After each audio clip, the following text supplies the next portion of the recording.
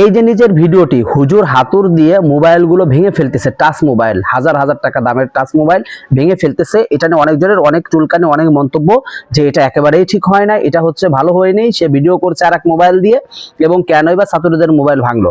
দেখেন ভাই, এটা হচ্ছে কওমি মাদ্রাসা, এটা আলিও না, স্কুলও না যে যার যেরকম স্বাধীনভাবে সে চলবে। কওমি মাদ্রাসার প্রথম নিয়ম থাকে তুমি কোনো টাচ মোবাইল চালাইতে পারবে না। অর্থাৎ ছাত্র জীবনে যদি কোনো ছাত্র টাচ মোবাইল ব্যবহার করে বা বাটন ব্যবহার করে, তার জীবনে পড়ালেখা একেবারেই ধুয়ে মুছে সাফ হয়ে যাবে এবং তার জীবন ধ্বংসের মুখে চলে যাবে। এই জন্য প্রথম শর্ত থাকে হুজুরদের যে তোমরা কোনো টাচ মোবাইল আনতে পারবা না বা কোনো মোবাইল চালাইতে পারবা না, তোমরা শুধু পড়ালেখায় মনোযোগ দিবা এবং পড়ালেখা করবা।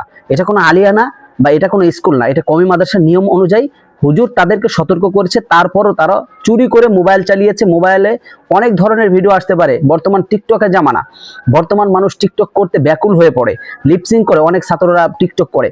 মানা করেছে তারপরও তারা সে মোবাইল আনছে, সতর্ক করার পরেও তারা এনেছে এবং তাদেরকে বলা হয়েছে মোবাইল ধরা খেলে সে মোবাইল ভেঙে ফেলা হবে।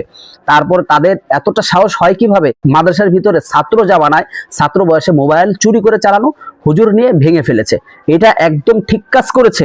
আমরা যখন ছাত্র ছিলাম আমাদের জামানায় হুজুর অনেক মোবাইল নিয়ে আছাড় দিয়ে ভেঙে ফেলেছে, কিন্তু মোটেও কষ্ট লেগেছে সীমিত সময়ের জন্য, কিন্তু মনে করছে ঠিকই উস্তাদের কথা না শুনে এটা করেছি, একদম ঠিক করেছে।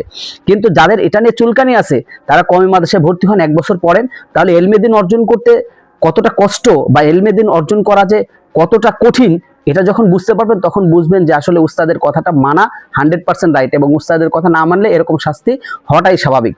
যাই হোক, আপনাদের চুলকানি থাকলে অবশ্যই কমেন্ট করবেন, এবং ভিডিওটি কেমন লেগেছে এবং উস্তাদের এই মোবাইল ভাঙার ভিডিওটি আপনার কাছে কেমন লেগেছে কমেন্ট করে জানাবেন। ভিডিওটি ভালো লাগলে লাইক এবং শেয়ার করবেন।